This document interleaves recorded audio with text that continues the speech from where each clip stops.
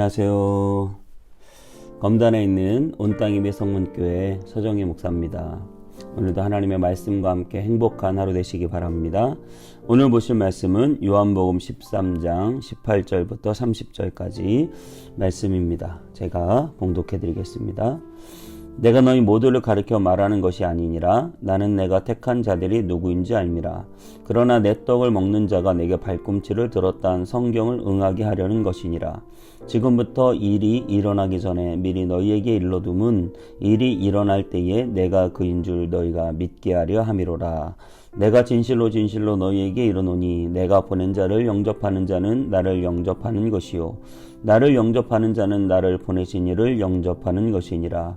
예수께서 이 말씀을 하시고 심령이 괴로워 증언하여 이르시되 내가 진실로 진실로 너희에게 이르노니 너희 중 하나가 나를 팔리라 하시니 제자들이 서로 보며 누구에게 대하여 말씀하시는지 의심하더라. 예수의 제자 중 하나 곧 그의 사랑하시는 자가 예수의 품에 의지하여 누웠는지라. 시몬 베드로가 머리짓을 하여 말하되 말씀하신 자가 누구인지 말하라 하니 그가 예수의 가슴에 그대로 의지하여 말하되 주여 누구니이까?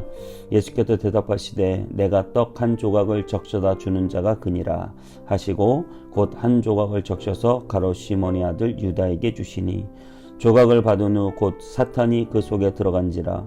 이에 예수께서 유다에게 이르시되 내가 하는 일을 속히 하라 하시니 이 말씀을 무슨 뜻으로 하셨는지 그 앉은 자 중에 아는 자가 없고 어떤 이들은 유다가 돈깨를 맡았으므로 명절에 우리가 쓸 물건을 사라 하시는지 혹은 가난한 자들에게 무엇을 주라 하시는 줄로 생각하더라. 유다가 그 조각을 받고 곧 나가니 밤이로라. 아멘. 오늘 본문의 주인공은 가룟 유다입니다. 우리가 잘 아시다시피 가룟 유다가 예수님을 배반하는 그런 장면입니다. 예수님이 잡히시던 그 밤 최후의 만찬을 하시면서 제자 중에 한 사람이 나를 팔 것이다 라고 예수님께서 말씀하셨습니다. 그때 많은 제자들이 도대체 스승인 예수님을 누가 팔 것인가에 대해서 서로 궁금증이 폭발하고 있었고 그때 베드로가 요한에게 시켜서 예수님께 물어보라고 하였습니다. 그때 예수님께서 내가 떡을 적셔주는 자가 바로 나를 팔 자다 말씀하시며 가룟 유다에게 떡을 적셔 주시는 그런 장면입니다. 여러분, 유다가 그 떡을 받고 얼마나 가슴이 떨렸을까요? 한번 상상해 보시기 바랍니다. 정말 자신이 은밀하게 혼자 다 계획하고 아무도 모르는 일이라고 꽁꽁 숨겨 놓았던 그 일을 예수님께서 다 아시고 이렇게 미리 아시고 경고하시니까 정말 너무너무나 두렵고 떨리는 마음으로 밖으로 나가 버린 것입니다. 가룟 유다는 얼마 전에 마리아가 향유옥합을 깨트려서 예수님의 머리에 붓고 발을 씻길 때부터 돈깨를 맡은 자로서 300데나리온이나 되는 돈을 왜 낭비하느냐고 비난하고 있었습니다. 그때 요한은 살짝 해설을 넣었는데요. 그가 돈깨를 맡은 자고 돈을 훔칠 생각에 하는 말이다 라고 했습니다. 정말 이 가룟 유다는 예수님을 따랐지만 자기에게 이득이 되는 방식으로 늘 따랐던 것 같습니다. 그래서 예수님을 순수히 사랑하는 그 마리아의 마음을 이해하지 못하고 향유옥합에 대해서 이해할 수 없는 그런 태도를 보이는 것이죠. 본인 마음하고 마리아 마음하고 너무 다른 것이죠. 본인은 예수님을 이용하고 예수님을 통해서 이익을 취하려고 하는 거고 마리아는 너무나 순수하게 예수님을 사랑했던 것입니다. 그렇게 돈깨를 맡아 돈을 훔쳤던 이 가룟 유다는 예수님이 정치적인 메시아로 뭔가 높은 자리에 올라가면 그 줄을 잡고 자기도 뭔가 한 자리 차지할 수 있지 않을까 생각했을 것입니다. 그런데 분위기는 어떤 것이죠? 분위기는 이제 대제사장들이 예수님을 십자가에 잡아 죽이려는 분위기였습니다. 그리고 그 분위기를 감지하고 있었죠. 그리고 많은 사람들이 그것에 대해서 염려하고 걱정하고 오늘 제자들도 여러 가지 생각들이 복잡했을 것입니다. 예수님이 혹시나 그 대제사장들 또 로마 다 이기고 왕이 되면 좋겠지만 그렇지 않으면 예수님을 따르던 본인들도 굉장히 위험해질 수 있는 그러한 길이었기 때문에 오늘 가룟 유다는 가만히 상황을 보고 이거는 예수님이 왕이 될 수 없고 예수님이 곧 잡혀 죽겠구나 이미 사태 파악을 하고 그렇다면 내가 차라리 예수님을 팔아버리자 돈이라도 챙기자 그랬던 것 같습니다. 오늘 이 본문에서 참 인상적인 장면은 도마 우리 도마 잘 아시죠? 의심 많은 도마. 그 도마에 관한 이야기인데요. 오늘 11장 요한복음 11장 16절 이 말씀에 우리가 다 읽지 않았지만 바로 전 말씀에 보면 디두모라는 도마가 이렇게 말합니다. 요한복음 11장 16절 디두모라고 하는 도마가 다른 제자에게 말하되 우리도 주와 함께 죽으러 가자 하니라. 여러분 예수님께서 그 나사로가 죽었다는 이야기를 이제 하면서 서로 이렇게 이야기를 하고 있을 때 예수님이 나사로가 죽었는데 그를 살리러 가자. 그러니까 이게 무슨 말인가 제자들이 잘 말을 알아듣지 못하고 또 예루살렘으로 가면 본인들의 목숨이 어떻게 될지 모르는 그런 두려움들이 제자들에게 다 있었습니다. 그럴 때 이 도마는 예수님이 가자고 하니까 우리 다 같이 주님과 함께 죽으러 가자 이런 고백을 하는 것이죠. 저는 이 고백을 보면서 가룟 유다보다 훨씬 낫구나. 왜냐하면 가룟 유다는 정말 돈을 밝히면서 자신의 몸보신만을 생각하고 있는데 오늘 우리가 의심 많다고 하는 이 도마는 정말 예수님이 진짜 예수님이 구세주라고 한다면 나는 예수님과 함께 죽을 각오가 돼 있다는 그런 마음으로 오늘 단순하게 한마디 하는 고백이지만 그렇게 고백을 하는 것이죠. 도마의 헌신, 도마의 마음의 진정성, 그것이 너무나 가룟 유다와 다르게 느껴지는 것입니다. 오늘 그에 반해 가룟 유다는 전혀 그럴 마음이 없어 보입니다. 틈만 나면 자기에게 이익이 되는 쪽으로 움직이려고 하는 것이죠. 예수님께서 너희 중에 나를 팔 자가 있다. 그랬을 때 정말 뜨끔하셨을 거예요. 했을 거예요. 근데 대놓고 빵을 적셔두시면서 이 빵을 적셔서 주는 자가 바로 나를 팔 자다라고 유다에게 딱 주셨을 때 얼마나 철렁했을까요? 모든 것이 다 들통났다. 네, 그랬을 거예요.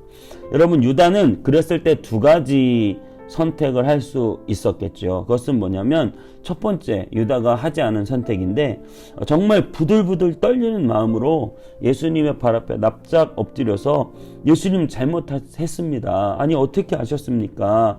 하지만 이 모든 것이 바로 예수님이 하나님의 아들이라는 것을 말해주고 있는 것 같습니다. 나는 예수님을 다시 믿겠습니다. 내가 예수님을 비록 팔려고 계획했지만 정말 다 잘못했습니다 라고 예수님께 진정한 마음으로 참여하고 돌이켰다면 아마 예수님은 틀림없이 용서해 주셨을 것입니다. 정말 가룟 유다가 차라리 태어나지 않았으면 좋겠다라는 그런 저주를 받지 않았을지 모릅니다. 예수님께서 어떤 심정으로 지금 빵을 주고 계실까요? 저는 예수님의 마음을 한번 생각해 봤습니다. 가룟 유다가 어차피 그것을 행할 것을 알았지만 예수님이 굳이 그 시간에 가룟 유다를 지목해서 네가 나를 팔 것이라고 말한 것은 분노에 가득 차서 가룟 유다를 이렇게 드러내는 네가 잘못했잖아 라고 말하는 것이라기보다 제 마음엔 그런 게 느껴졌습니다. 가룟 유다야, 네가 하는 모든 것들을 내가 다 알고 있다. 그러니까 지금이라도 나를 인정하고 회개하고 돌이켜라. 그런 어떤 예수님의 가룟 유다를 향한 마지막 기회이지 않았을까라는 생각이 드는 것이죠. 정말 예수님께서 이제 곧 돌아가실 수밖에 없는 그런 상황인 것은 이제 모두 다 알고 있는 그런 상황에서 정말 예수님께서 이 가룟 유다를 마지막으로 회개하기를 간절히 바라는 마음으로 이렇게 하지 않았나 싶습니다. 여러분, 우리는 정말 가룟 유다처럼 마지막 회개할 기회가 주어졌을지 모릅니다. 그것은 바로 이 코로나라는 생각이 드는데요. 코로나는 우리에게 어떤 의미가 있을까요? 코로나는 신천지의 실체를 드러냈죠. 그리고 코로나는 많은 잘못된 사이비 이단들의 실체도 많이 드러냈습니다. 유사 사이비 이단이라고 하죠. 또 정광훈 씨를 필두로 하는 태극기 부대나 뭐 여러 많은 사람들의 어떤 그런 모습들을 다 드러내는데 굉장히 일조를 했습니다. 그리고 나서 그것이 끝이었을까요? 지금 한국교회에 던지는 메시지가 있다고 생각합니다. 우리 교회가 이 코로나 위기 가운데서 정말 해야 될 것은 무엇일까요? 그것은 정말 주님이 우리에게 회개할 기회를 주셨을 때 정말 하나님께 회개해야 될 때가 아닌가 생각해 봅니다. 우리가 코로나니까 기술을 발달시키고 뭔가 또 다른 예배 방법을 찾고 뭐 이렇게 여러 가지 방법론적으로 찾아볼 수도 있겠지만 정말 교회가 너무나 지금 아프잖아요. 코로나 때문에 예배 인원이 절반 이하로 줄어들고 또 코로나 때문에 여러 가지 교회들이 힘든 상황을 맞이하게 됐는데 정말 예수님께서 우리에게 이 코로나를 통해서 주시고자 하는 메시지가 무엇인지 한번 생각해 보기를 원하고 물질주의, 팽창주의로 많이 아픈 우리 교회 정말 예수님은 나귀를 타셨는데 교회는 백마를 타고 세상 위를 호령하는 방식으로 선교하려고 하는 그런 모습들 중세시대 카톨릭처럼 총과 칼과 제국주의 방식으로 선교하려는 그런 정치적 힘을 기르고 권력에 기대고 물량을 동원하고 그래서 뭔가 선교할 수 있을 거라고 생각하는 그런 마음들 우리가 다시 한번 예수님이 나귀를 타고 입성하신 사건을 생각해 보면서 우리가 다 그분의 겸손을 배우고 교회가 더 낮아지고 우리 성도들이 더 겸손해지고 그래서 정말 하나님이 원하시는 모습으로 교회와 우리들의 모습을 변화시켜야 되는 그러한 회개할 기회가 지금이 아닌가 생각해 보게 됩니다.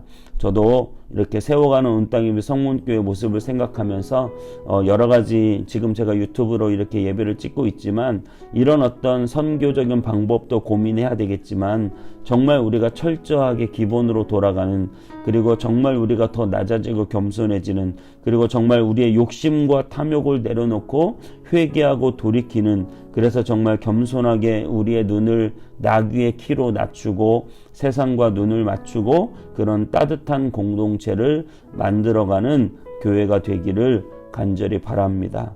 제자들의 발을 씻겨주신 예수님처럼 우리가 서로와 서로의 발을 씻어주고 또 소금이 자기를 녹여 맛을 내는 것처럼 우리를 희생해서 세상에 살아갈 맛이 나도록 그렇게 만들어가는 것이 우리의 교회 역할이 아닌가. 빛은 자기를 태울 때 세상을 밝힐 수 있습니다. 우리 교회가 그렇게 자신을 태워 세상을 밝히는 교회들이 돼야 하는 그런 시기다라고 생각합니다. 오늘 가룟 유다의 배신과 예수님의 그 유다에 대한 경고에 대해서 들었습니다. 정말 자신의 이익만을 위해서 예수님을 따르는 자 가룟 유다. 우리의 모습이 혹시나 그렇지 않을까요? 우리의 이익만을 위해서 예수님을 따르고 우리가 잘되고 축복받는 것만을 위해서 예수님을 따르는 우리의 모습이 아니라 주와 함께 죽으러 가자라고 말했던 그 도마처럼 우리가 정말 주님과 함께 희생의 그 십자가를 지고 특별히 예수님께서 이렇게 회개할 기회를 주실 때 우리가 속히 주님께 회개하고 더 낮아지고 겸손한 모습으로 그리스도인의 온전한 빛과 소금 역할을 감당하는 저와 여러분 다 되시기를 주님의 이름으로 축복합니다. 기도하겠습니다. 예수님, 오늘 가룟 유다가 자기의 이익만을 위해서 예수님을 배반하는 모습을 보았습니다. 우리가 예수님을 따르는 목적이 내 이익이 되지 않게 하시고 하나님의 영광이 되게 하여 주옵소서. 도마가 고백했던 것처럼 우리가 주와 함께 죽으러 가자. 정말 우리도 그렇게 주님과 함께 죽을 수 있는 귀한 고백이 있게 하시고 예수님께서 가룟 유다에게 마지막 회개의 기회를 주셨던 것처럼 오늘 코로나를 통해서 우리 교회에 또 우리 성도된 우리에게 회개의 기회를 주십니다. 탐욕과 물질의 욕심을 따라 살아갔던 우리의 모든 과거를 회개하며 정말 이 땅에 썩어지고 정말 녹아지고 태워지는 빛과 소금의 역할을 잘 감당할 수 있도록 우리를 붙들어 변화시켜 주옵소서. 주님께 모든 것 감사드리고 예수님의 이름으로 기도하옵나이다. 아멘.